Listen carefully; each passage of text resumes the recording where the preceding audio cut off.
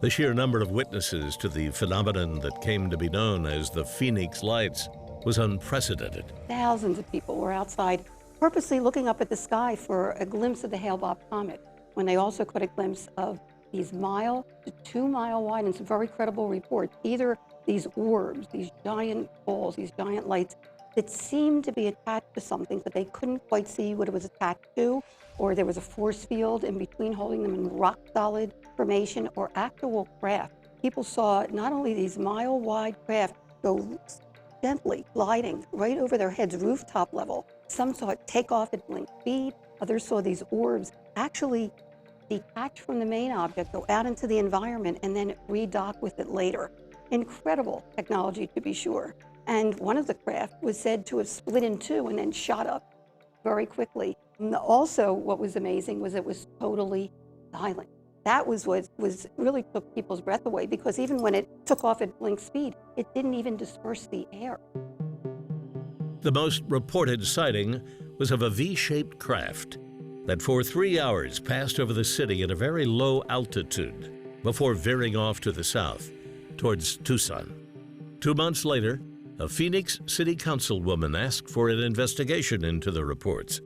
Her request was dismissed with a joke. After the meeting, I was told by one of the deputy city managers that I shouldn't have asked the question. And I thought, why? And he said, because the mayor did not want anybody to talk about it. Well, the mayor didn't tell that to me, probably because whenever I was told not to talk about something, I usually did anyway. So it was just a very strange time, and I really got curious about what was going on. Over that summer, I talked to probably over 700 people, and everybody told the same story. They all saw the same object. You can't get that many people to agree on anything. There was another stranger point that the witnesses all agreed on. Everybody said that they felt kind of awestruck, amazed. Nobody was afraid. Nobody said they were afraid. 6 months before the mass sighting, the movie Independence Day was big time popular.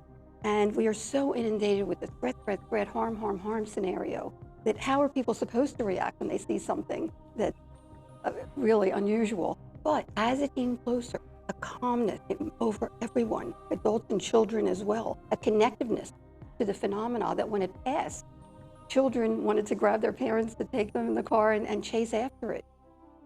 Witnesses waited for an official statement, and waited, and waited.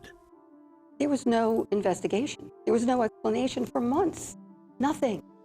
And suddenly, on June 18th, a USA Today article, front page, came out and opened the story up to international scrutiny. We were deluged overnight after the USA Today article came out. Our former Governor Symington called a press conference for that afternoon to reveal the culprit of the Phoenix Lights, and everyone took it seriously.